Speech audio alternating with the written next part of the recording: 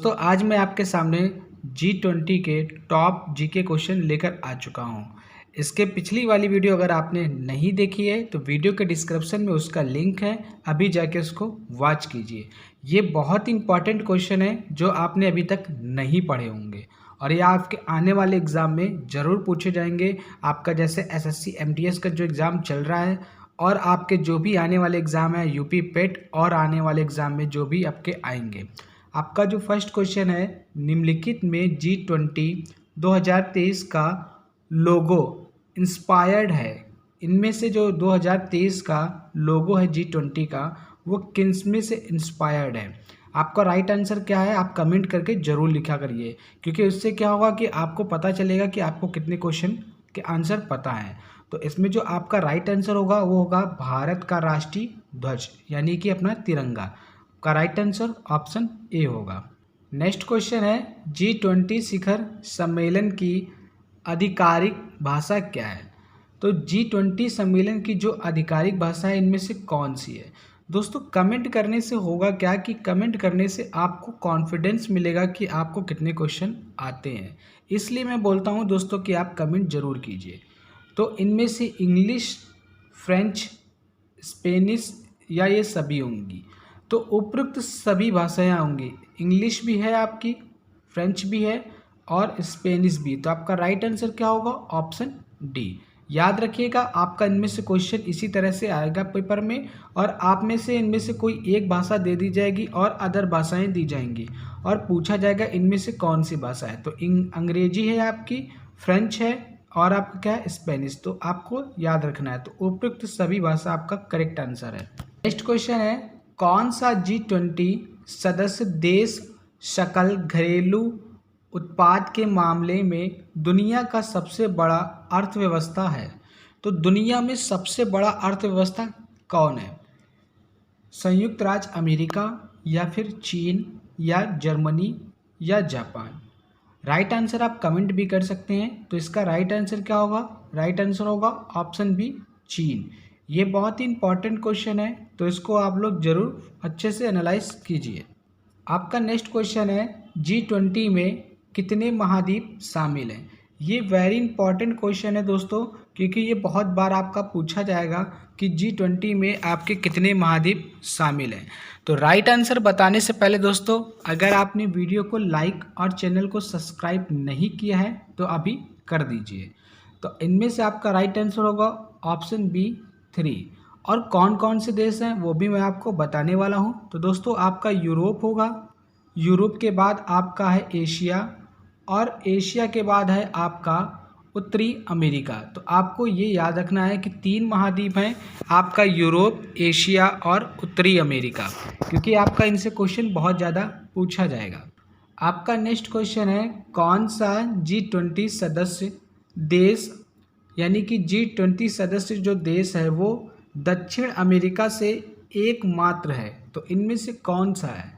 Argentina है या Brazil या मैक्सिको या दक्षिण अफ्रीका? तो आपका राइट आंसर होगा option A, Argentina. Next question है, निम्नलिखित में से कौन सा विषय G20 का फोकस क्षेत्र नहीं है? तो इनमें से ऐसा कौन सा विषय है जिसमें G20 फोकस नहीं कर रही है? ऊर्जा, डिजिटलीकरण, शिक्षा, आतंकवाद?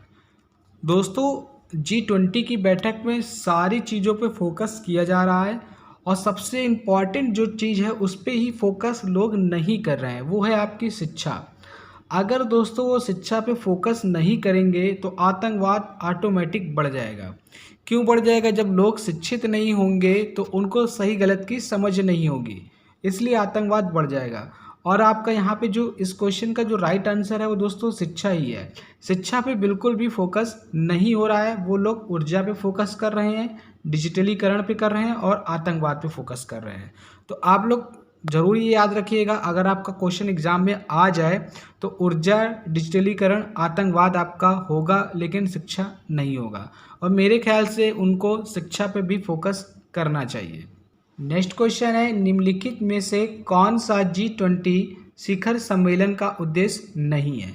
इनमें से शिखर सम्मेलन का जो उद्देश्य नहीं है वो कौन सा है? आप आंसर कमेंट करके भी बता सकते हैं और बताया भी करिए दोस्तों, उससे आपको आने लगेगा और आपका कॉन्फिडेंस भी बढ़ेगा। मैं हर वीडियो में कहता हूँ, तो इसलिए आप लोग कमेंट ज़रूर किया कीजिए। तो आपका जो इनमें से राइट आंसर होगा वो होगा आपका जो राइट आंसर वो होगा ऑप्शन डी, धार्मिक संप्रदायों को बढ़ावा देना। ये आपका राइट आंसर होगा। इसका कोई उद्देश्य नहीं है, बाकी इन तीनों का उद्देश्य है। नेक्स्ट क्वेश्चन है कि G20 से भारत को क्या फ़ायदा होगा। ये बहुत ही इंपॉर्टेंट क्वेश्चन है दोस्तों। इससे इंपॉर्टेंट क्वेश्चन अभी तक नहीं है, क्योंकि ये 100% आपके हर एक एग्ज़ाम में पूछा जाना है, तय है। हो सकता है आपको इंटरव्यू में भी आपके पूछा जाए, IAS PCS के इंटरव्यू में, या आपका कोई भी एग्ज़ाम का इंटरव्यू हो कि G20 की जो बैठक हो रही है उसमें भारत को क्या फ़ायदा होगा। तो भारत को क्या फ़ायदा होगा, शिक्षा का फ़ायदा होगा, बेरोजगारी का फ़ायदा होगा, या फ्री ट्रेड का मौका मिलेगा, या फिर इनमें से कोई नहीं। तो दोस्तों भारत को जो फ़ायदा होगा वो होगा फ्री ट्रेड का मौका। तो आपका राइट आंसर क्या होगा, ऑप्शन सी। ये दोस्तों आप लोग क्वेश्चन अच्छे से कहीं कॉपी पेन पे लिख लीजिए, कॉपी पे अच्छे से, क्योंकि आपके एग्जाम में जरूर आएगा। नेक्स्ट क्वेश्चन है G20 का आविष्कार किसने किया था। ये भी बहुत इंपॉर्टेंट क्वेश्चन है। सबको ये तो पता है कि G20 की बैठक हो रही है, लेकिन G20 की बैठक में भारत को क्या फ़ायदा होगा ये बहुत कम लोग को पता है। और G20 के आविष्कार किसने किया था ये भी शायद ही बहुत कम लोग जानते होंगे। देखते हैं इसका आंसर कितने बच्चे कमेंट में लिखते हैं। इसका जो राइट आंसर होगा वो होगा पॉल मार्टिन। तो पॉल मार्टिन को माना जाता है भारत का आविष्कारक। का राइट आंसर ऑप्शन ए होगा। पॉल मार्टिन ने ही इसका बताया था, गठन किया था G20 के बारे में, और इसी की बैठक उन्होंने की थी, तो उनको ही इसका आविष्कारक माना जाता है। आपका जो लास्ट क्वेश्चन है आज का, भारत G20 का सदस्य देश कब बना था।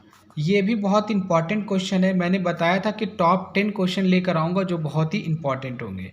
तो भारत G20 का जो सदस्य बना था वो बना था सन 1999 में।